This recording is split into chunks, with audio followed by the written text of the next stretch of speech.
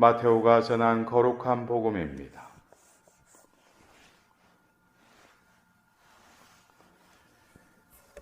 그때 예수님께서 사두가이들의 말문을 막아버리셨다는 소식을 듣고 바리사이들이 한데에 모였다. 그들 가운데 율법교사 한 사람이 예수님을 시험하려고 물었다.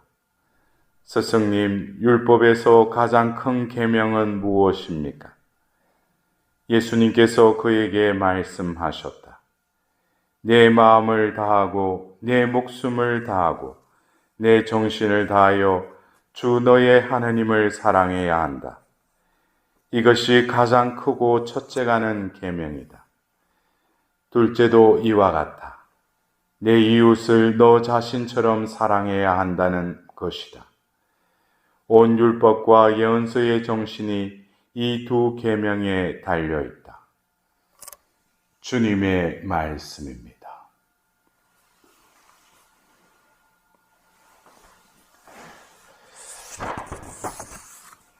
오늘 우리는 예수님께서 그 율법 교사의 그 질문, 그러나 그 질문을 하는 율법 교사가 예수님을 시험하려고 물었다고 그랬어요. 예수님 시대에 예수님을 따랐던 군중 가운데에는 그 유대 사회에서 기득권이며 또 가르치는 그 지위에 있었던 사두가이, 바리사이, 율법학자들이 예수님을 쫓아다니면서 예수님의 또 말씀을 들으면서 그의 행적을 이렇게 바라보면서 자신들이 이때까지 추구해왔던 가치관과 또 그리고 신앙관과 뭔가가 틀린 예수님의 말씀과 또 그 행적을 보고 그들의 마음속에는 또 그를 어떻게 시험을 해서 그 군중들에게 또 예수님을 또 이렇게 뭐라고 할까? 예수님을 또 이렇게 핀잔 주는 간접적인 또 방법으로 예수님을 시험하려 하였다고 합니다. 여러분들 알다시피 어쩌면 우리가 성경에 구약과 신약이라는 두 장르로 이렇게 이루어져 있죠. 예수님께서 이 땅에 오신 것은 원래 하나님께서 이루시려고 하셨던 것. 그러나 구약의 한 민족을 하나님 백성으로 삼아서 그들과 계약을 맺으셨어요. 그들에게 또 계명과 율법을 주셨어요. 그러나 그들을 하나님께서는 이끄셨지만 하나님과의 그 관계에 있어서 불통이 되고 예언자들의 말을 듣지 않았던 그 결과로 그들은 경신내 그냥 겉으로의 외형적인 예배로만 하나님을 섬긴다고 자처하면서 그것이 하나님과의 올바른 관계를 맺는 것이라고 하기에 이르렀죠. 그래서 그들은 어떻게든지 율법을 잘 알고 율법대로 그냥 준수하는 것, 이것이 어떻게 보면은 신앙생활의 전부라고 해도 과언이 아니었습니다.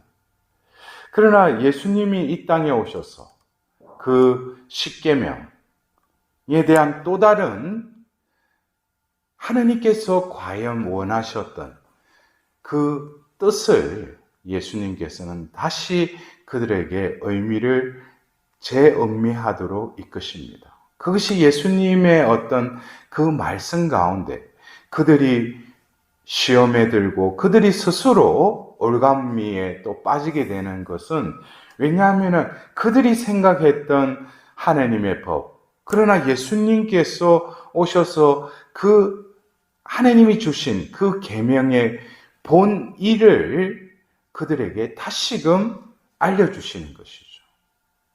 근데 어떻게 보면은 오늘 그 율법교사의 질문에 대답하시는 예수님의 그 말씀,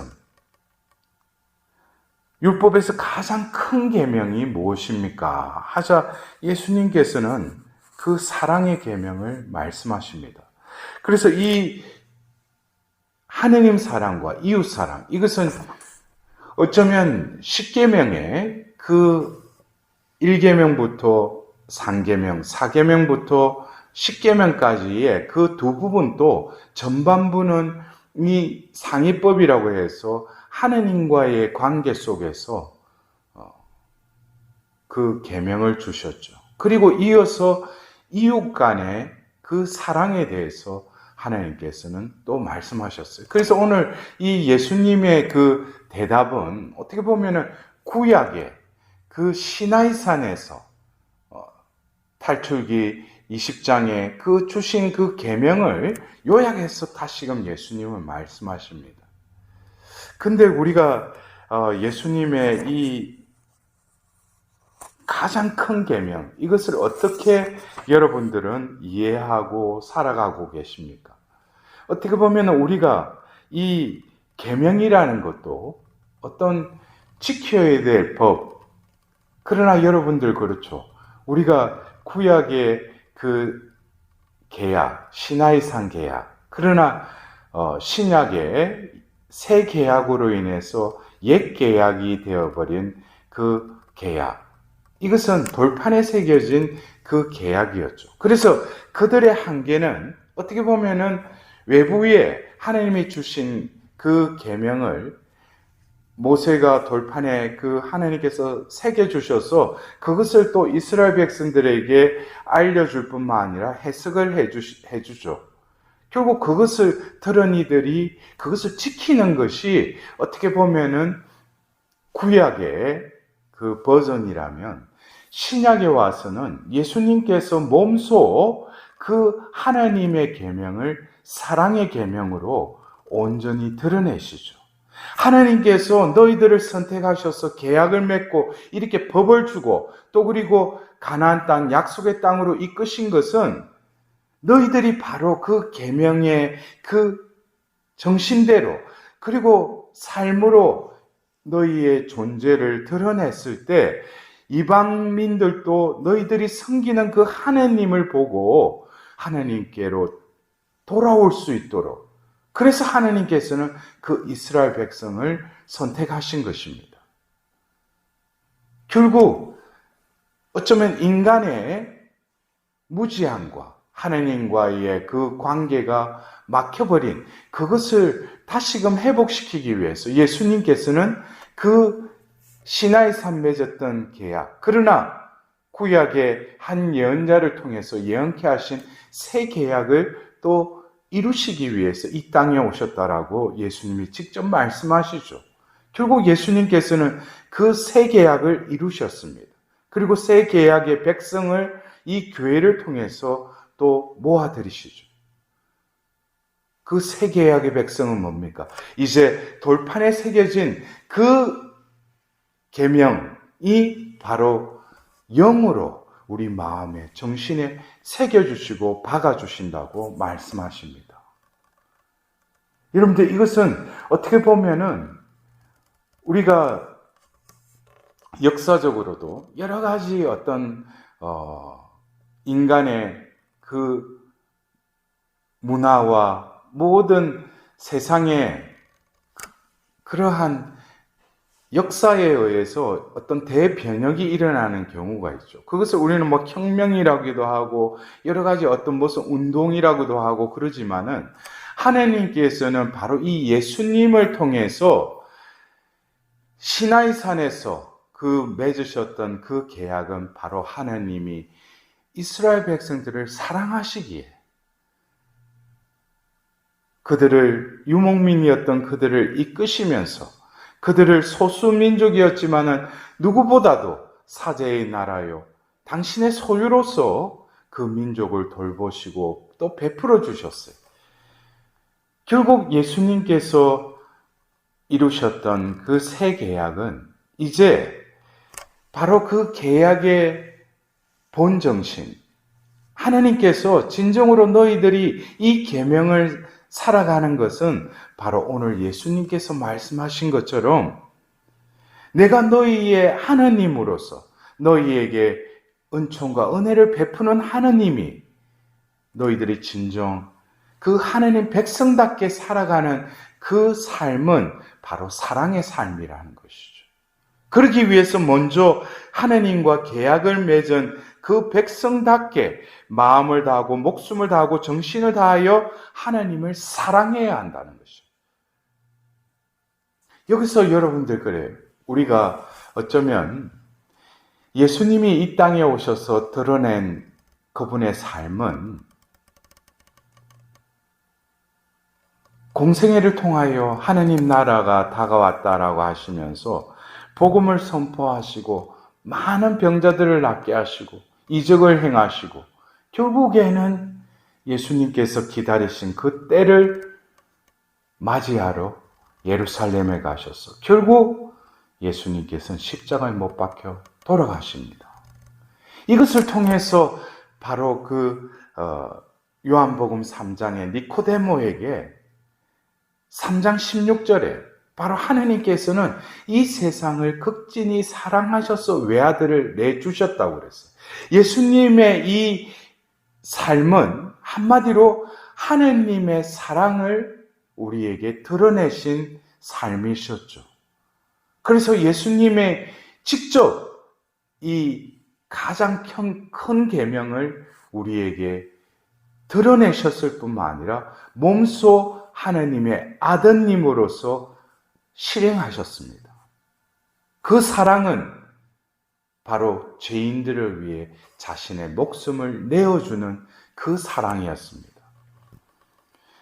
결국 그것을 목격하고 또 부활하신 예수님을 만난 그 제자들은 처음에는 그 하나님의 사랑을 깨닫지 못했지만 예수님께서 약속하신 보호자 성령을 받고 그들 안에 머무시는 성령에 의해서 결국 예수님이 하신 그 말씀, 예수님이 살아가신 그 삶을 깨닫게 되는 것입니다.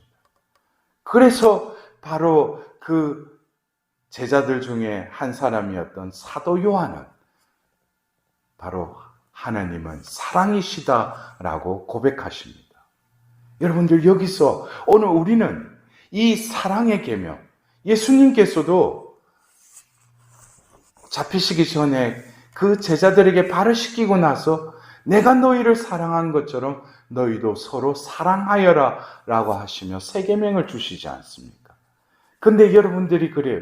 이 사랑의 계명을 어떤 행위로서의 그 사랑으로만 이해한다면 끊임없는 딜레마에 빠지게 될 것입니다. 왜냐하면 하느님은 우리를 창조하신 창조주이십니다. 하느님이 사랑이시라면 그 창조주의 모상인 우리들도 바로 사랑이기 때문입니다. 그래서 우리가 성가 가사에도 당신은 사랑받기 위해 태어난 사람이라는 그 성가가 있지 않습니까? 여러분들 결국 우리가 왜 지금 현실 속에서 힘들어하고 고뇌하며 왜 고해소에 가서 눈물을 흘리며 고백합니까? 결국 그 중심에는 사랑이 결여되어 있고 결핍되어 있고 그것으로 인한 마음의 공으로 세상 끝으로 가득 차 있기 때문에 죄악을 저지를 수밖에 없는 그 비참한 그 현실을 우리는 직시해야 될 것입니다. 결국 그 중앙에는 사랑이 있느냐 없느냐, 결국 그것은 오늘 알렐루야 복음 한호송의 그 말씀과 같이 누구든지 나를 사랑하면 내 말을 지키리니 내 아버지도 그를 사랑하시고 우리가 가서 그와 함께 살리라. 사랑이신 하느님 예수님께서 영으로 우리 안에 사신다는 것입니다. 결국 원래 하나님께서 창조하신 그 존재가 되는 것이죠. 그런 존재가 어쩌면 살아갈 때 하나님을 사랑하고 이웃을 사랑하는 그 삶은 저절로 이어지게 되는 것입니다. 우리는 이 사랑해야 한다라는 그 계명은 결국 하나님을 사랑하는 것은 구약의 말씀으로 계시된 그 하나님께서 신약의 당신의 아들을 통해서 하나님의 그 사랑이 온전히 실현되었고 이제 우리의 존재를 회복시키기 위해서 영으로서 우리 안에 임하신 것입니다. 그래서 우리는 이제 구약의 그 백성이 아니라 신약의 성령을 받은 우리들은 이 사랑의 계명을 어떤 행위로서의 그 사랑을 이해하기 전에 먼저 나의 존재가 하나님의 사랑이라는 것을 깨달을 때 내 존재가 존재답지 못할 때는 내 삶이 미움과 정오와 악의와 용서하지 못함으로 가득 찰 수밖에 없는 것은 원래 우리의 존재가 사랑이기 때문입니다. 그래서 결국 이 사랑의 계명은 내가 어떻게 하나님을 사랑하고 이웃을 사랑할 것인가 하기 전에 나 자신이 하나님 안에서 하나님께서 내 안에 머무시는지 그것에 대한 해답을 찾을 때 외부에 얽혀있고 또 맺혀져 있는 그 미움, 정오, 용서하지 못함 이 모든 관계들이 풀리고 회복될 것입니다. 그래서 우리가 그리스도인은 예수님을 닮는 자들이죠. 닮은 자들이죠. 오늘 이 독서에 그 바오로 사도가 이방 민족들에게 복음을 전하면서 바오로 사도는 자신 있게 그들에게 말합니다. 우리와 주님을 본받는 사람이 되었습니다. 주님을 본받는 사람뿐만 아니라 우리를 본받는 사람이라고 했어요. 이것은 어떤 면에서 교만한 표현이 아닌가 그렇지만은 바오로 사도와 그 복음을 전하던 이들은 바로 자기라는 그 에고로 살았던 그들이 회개하여 바로 그들 안에 그리스도의 영을 모시고 새로이 태어난 이들이기에 바로 눈에 보이지 않는 주님이 우리와 함께 하실 뿐만 아니라 우리를 통하여 당신을 드러내고 있음을 증거하였기에 여러분들도 나를 본받는 사람이 되십시오 라고 자신 있게 말할 수 있었던 것입니다.